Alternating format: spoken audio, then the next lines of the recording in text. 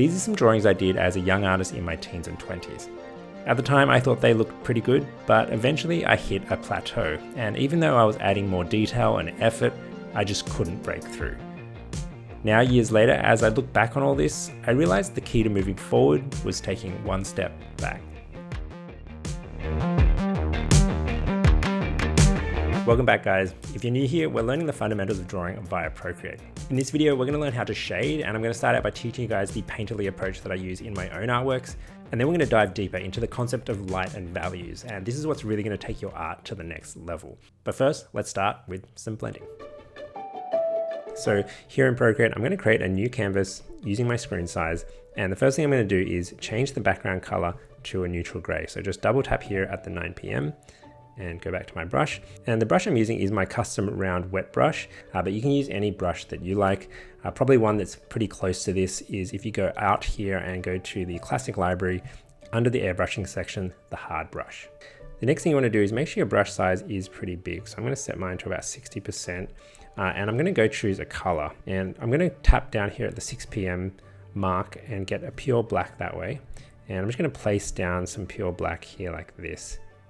And now I'm going to go back up here and tap up here in the top left and get a pure white. And I'm just going to put that down here like this. Now with the white still selected, I'm going to lightly stroke or, do some brush strokes right here. And you can see how it's kind of mixing with the background color. And what I want you to do now is use your finger, hold down on the canvas, and you can see that's the color picker. And I'm going to pick up that new blended color that's been created. And then I'm going to place another stroke here. And then I'm going to do that same thing again.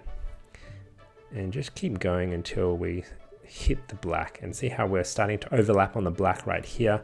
Now pick up that new color that's been created and blend that in again. And this back and forth of, picking colors and placing them down again is how I blend and create smooth gradients. It might feel a little slow and tedious at first, but it's actually meditative. I actually enjoy it, and it gives you a nice kind of painterly texture. If you want, you can pause the video here and try it yourself. Take your time with it and enjoy the flow. Now keep in mind, this is just one way to shade in Procreate. There are many other ways to shade. You could airbrush, you could smudge things, you can use charcoal or pencils. Now I can't cover all of these in this one video, it'll just get way too long, but a great place to learn about them is the sponsor of today's video, Skillshare. Recently, I've been working through a class called How to Draw a Tree, and it's a Procreate and watercolor sketchbook tutorial by Mimi Chow. One thing I really like about her classes is that she actually goes outside, which is something I should do a lot more of. She goes outside, she gets inspiration from nature, and she talks about her local area and how it inspires her art. It's such a relaxing class, and I'm learning how watercolor strokes blend and bleed for that organic feel, and it's something that I want to integrate into my own style. Skillshare has creative classes taught by world-class creatives like professional illustrators, renowned graphic designers, and successful entrepreneurs. It's the best place to learn a skill or pick up a new hobby. If you're looking to reconnect with your creativity and maybe avoid some brain rot, Skillshare is where humans come to learn from other humans. The first 500 people to use the link in my description below or scan this QR code will receive a 1-month free trial of Skillshare. Now that we've got the blending technique down, let's put it to use on some simple forms. So the first thing you want to do is go to your layers panel, let's hide this and create a new layer above. And then make sure you have your background color selected.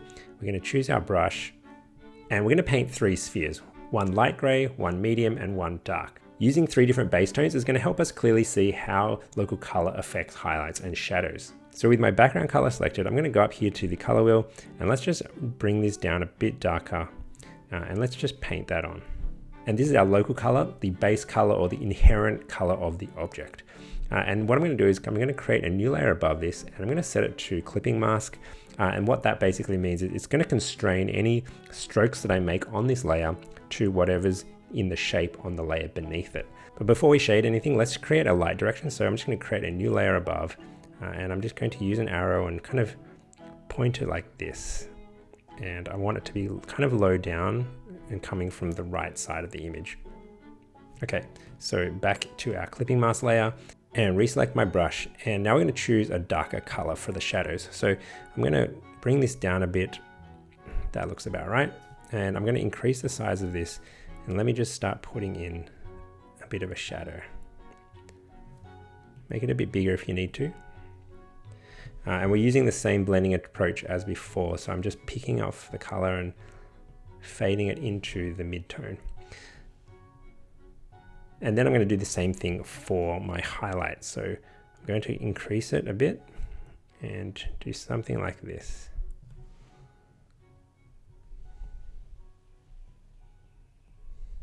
And this is how I used to paint. So I would have a local color, then I would have my shadows and highlights, and I would keep going up to the color picker and just kind of eyeballing it and choosing based on what I thought looks right. And that's working out for us so far, but let's move on to painting the next two spheres. So I'm going to move back down here to my sphere local color layer. And then what I want you to do is select the background color, and then we're going to go a bit brighter this time. So go up to like this and just paint in our new sphere. And then for our dark gray sphere, what I want you to do is turn off the highlight layer and just pick the local color of this medium sphere and go up here to the color palette and just bring it down even further. So we've got a slightly darker gray again. Okay, and we're going to turn back on our blend layer. Make sure you have it selected. And let's shadow and highlight these other spheres. Now I'm going to start with the shadow color of this sphere, but I'm not going to go up to the color picker. What I'm going to do is actually just sample the highlight color of this gray sphere and start using that as my shadow color.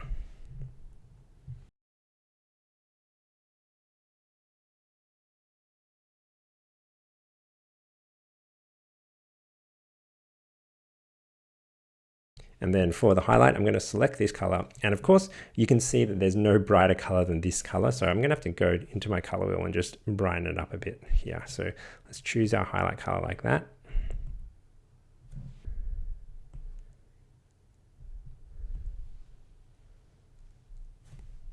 And then I'm going to do a similar thing for this dark gray color. So I'm going to try to avoid picking from the color wheel. Instead, I'm going to take the mid-tone of this gray and use it as my highlight layer. Highlight tone, I should say. And then again, I'm going to go up here to my color wheel and choose a darker gray because obviously we don't have the value that we need currently on the canvas. I'm going to go down here and just introduce it to our canvas. Maybe I'll make it a little bit darker.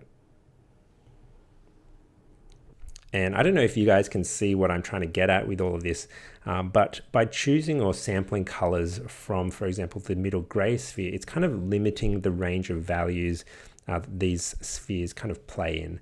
You know, by choosing the highlight color of this sphere as the shadow color of this sphere, you know, when you go up to the color picker to choose your values, it's very easy to miss the mark, kind of go too deep or too far. But by choosing, you know, the highlight color as the shadow color of the white sphere, it means I'm kind of limiting the darkness that I can bring in on this, and I don't end up over rendering it or giving it too much contrast, you know what I mean? And when you think about it logically, the shadow of the white sphere shouldn't be darker than, for example, the mid-tone of the gray sphere or even the shadow of the gray sphere itself. We want to keep these range of values pretty high because remember, the original local color of this sphere is still white. And the similar thing applies to this sphere in the gray, right? You know, if I was choosing my highlight colors, you know, you wouldn't want to go up here to the color picker and, you know, get too overzealous and choose a bright white light color and do that, because if the sphere is originally dark gray, the highlights shouldn't go beyond the value range of, you know, the shadow area of the medium gray sphere. So pause here and take your time, just decide on a light direction and just experiment with painting these three spheres, the shadows and highlights, and think about those relationships between the three.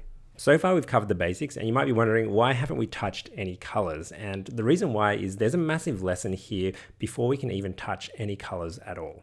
As a young artist, I would always paint in color, and I followed all these tutorials that taught me all about shadows, midtones, and highlights. But as I mentioned before, I would always hit a wall, and that was because I didn't understand values. Before my colored work could look good, I needed to understand my work in black and white first, and that's what I meant when I said before that I needed to step backwards in order to move forward. If we take this painting for example, at the time I thought it made complete sense. The sky is blue, the grass is green, but it didn't matter how much I tweaked things, it just always had this cartoony flat look, and if you're having this problem, the solution usually lies in values. So if I take this image and desaturate it, now you can see the values or brightness in the image. I can see that the highlights of the trunk of the tree don't make sense, especially if they're in shadow. They shouldn't be the brightest thing on the canvas. Try it with one of your own artworks and think about whether the brightness makes sense. What I'm telling you to look for is relativity, and I know this can be a little confusing, so let's explore it in a little more detail in this next exercise. So we're going to draw a giant cube behind these spheres, and it's going to be casting a shadow onto the spheres and kind of covering them partially. So the first thing I want to do is I want to move these down a bit just so we have some room for our cube. So I'm going to swipe right on this layer beneath, so we've got those two selected. I'm going to move it down maybe to like here. Yep. And I'm just going to move this arrow kind of out of the way. Oh, and I also need to fix this because that highlight's not supposed to be there. That was an example of what not to do. So on this layer, so what I want to do is I'm going to turn off this shading layer, and I just want to see our local colors because I'm going to draw the cube using the local color of the mid gray. So just select that. Let's create a new layer above all of this. And I'm going to bring my brush size down a bit, and let me just draw the structure of the cube. So something like this. Or maybe like this.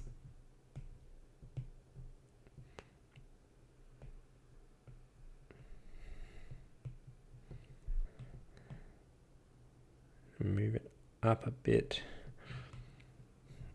And I'm going to put it behind the cubes actually, because that's how it should be. Okay. Now, let's move it across here a bit.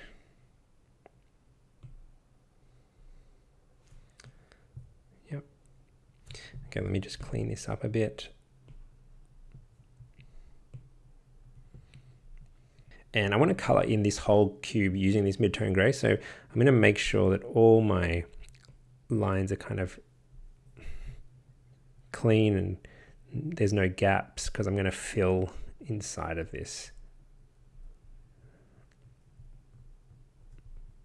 Okay, so that's pretty good. Now let's just grab this and drop it in. Same thing here and same thing here. And just paint the entire thing, make it all smooth. Because, you know, I want you to get used to the idea of this being the local color, you know, the inherent nature or color of the object itself. Okay, cool. So now let's put in our highlights and shadows. Let's create a new layer above this. I'm going to make it a clipping mask again. And I'm also going to turn on the shading layer for the spheres so I can see the tones that I have there. And again, what I'm going to do here is I'm going to select the tones from within this gray sphere. I'm not going to go out and, you know, try to pick it from the color wheel. I'm not going to try to pick it from these spheres. Let's just start with this. So this is the highlight color. And if the light is coming from here, this side of the sphere would be the brightest. So I'm just going to kind of draw that.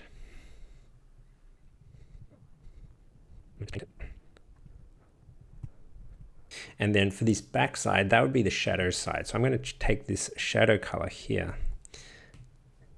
And I think I'll do it on the same layer. So, you know, you can create a new layer if you want to, but that's fine.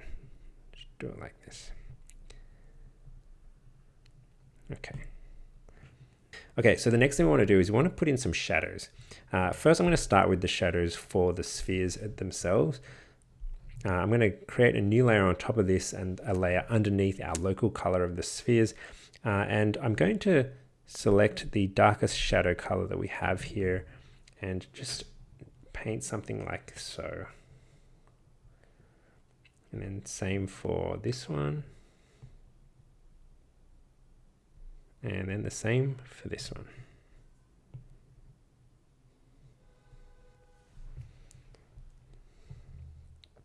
And then we're going to do the same for this cube itself. So create a layer underneath the cube. And because this cube is the same local color as this gray sphere, I'm going to choose this color here as my shadow color. And I'm just going to kind of outline it like so. Make sure that's all formed up. There's no gaps. And I'm just going to color drop into it. Yep. Okay, so now that we've done this, you probably noticed some problems. Like I've got a shadow that's disappeared. This shadow seems way too bright and this one seems okay. But the other thing is, you know, these spheres don't make sense anymore. They need a cast shadow on top of them too. So we're going to do this. We're going to go up here above our shaded layer and we're going to create another clipping mask and we're going to paint that in. So the first thing I'm going to do is I'm going to draw the shadow over this white sphere. And what I'm going to do is I'm actually going to choose the mid-tone gray of this medium gray sphere and just kind of paint it over like this and let it follow the form of the sphere. And already that looks pretty convincing. So let me just tidy this up a bit. And then for this one in the middle, I'm going to choose the gray from our dark sphere. So right here in the middle, something like this.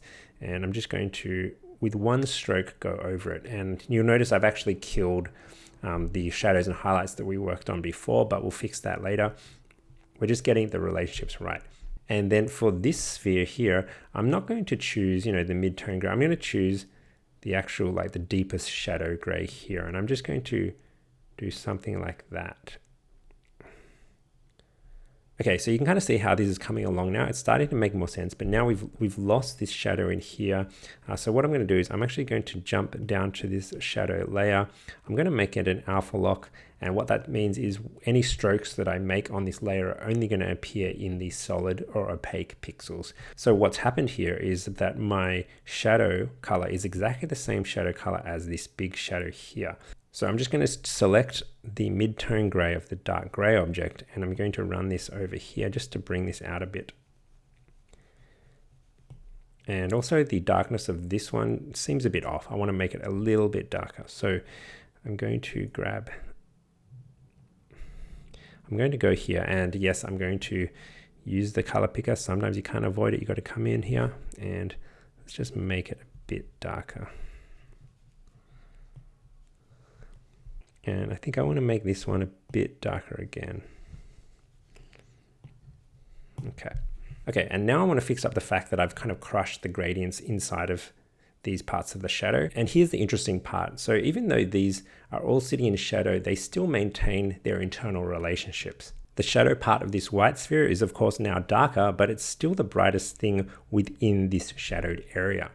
And even though, these two grays look similar, if I pick this and paint it on top, you can see it clearly is a brighter shade of gray than our medium gray inside of shadow. That's value relationships at work. And just to drive this point home even further, you can actually go in and start rendering the highlights and shadows within the shadow. So, we've crushed out all the gradients here, but we can actually render those back in. And you want to be really careful with this. So if I want to paint this part a highlight within a shadow, I'm not going to choose these colors because that's just obviously going to bring us back out of the shadow. I'm going to come down here to our, really dark part of this sphere and kind of lightly use that as our highlight within the shadow and try to continue that relationship and give more form to this sphere and let it be more opaque up here, and then pick this newly formed color and try to blend it back into the shadow.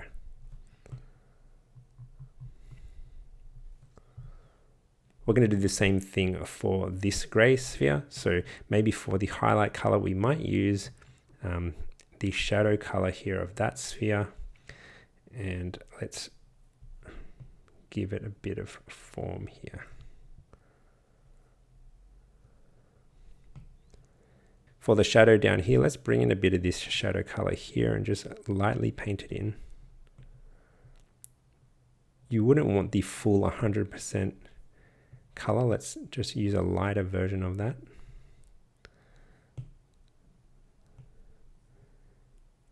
Just fade it in using our original blending technique.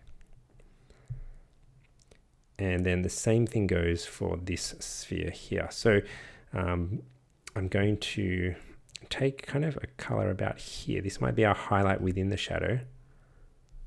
There we go. What might help is actually alpha locking this layer. So take this color again. So if you need to, pause here and try it for yourself. Paint the cube and the shadows and take your time and try to really understand the relationship between the different values. This is the big shift that I wish I'd learned earlier. I used to just render objects in isolation, midtone, shadow, highlight, without thinking about how they relate to the overall light in the scene. Once I finally started seeing this, my artwork started to feel grounded and alive. And just to show you a real example, here I am repainting this old piece. It's not perfect and I do have a lot more to learn, but I do think it's a big step up compared to before. Now, you might be wondering, how can I be teaching light without reference? And you're right, reference is very important. The exercise before were just to ease beginners into the concept of relativity, but eventually we do need to study the real world. So here is a value study I did for my Patreon supporters. This video is getting pretty long, so I can't do a full study here, but the key takeaway is don't render objects in isolation. Instead, try to squint at your reference and identify where the values, the brightest and darkest points on the image are. Then blob these on using them as your boundaries and work inwards from there using relativity to make the right choices. If you want to paint this scene with me, consider joining my Patreon. There I go into more depth showing you how I choose different values, and you'll be able to apply this process with any reference image. You'll also get access to a Procreate file with the reference, initial sketch, and 2 of my custom brushes so you can follow along. Check it out at patreon.com/jaywalkerpictures, and I hope to see you there. Okay guys, so that is part 5. So far we've learned construction drawing, dynamic drawing, observational drawing, perspective drawing, and now light and shade. If you made it this far, give yourself a pat on the back, you're awesome, and I just want to say thank you for learning with me, but we're not quite there yet. There's still one more part to go, and it's going to cover something we haven't touched on this entire series, and it's a really huge topic: color. So please subscribe and make sure your notifications are turned on so that you don't miss it. And just one last quick shout out to Skillshare. Thank you for sponsoring this video, and please check out the link in the description below and you'll be able to get a 1-month free trial. Thanks for watching guys, and I'll see you all in the next video. Bye.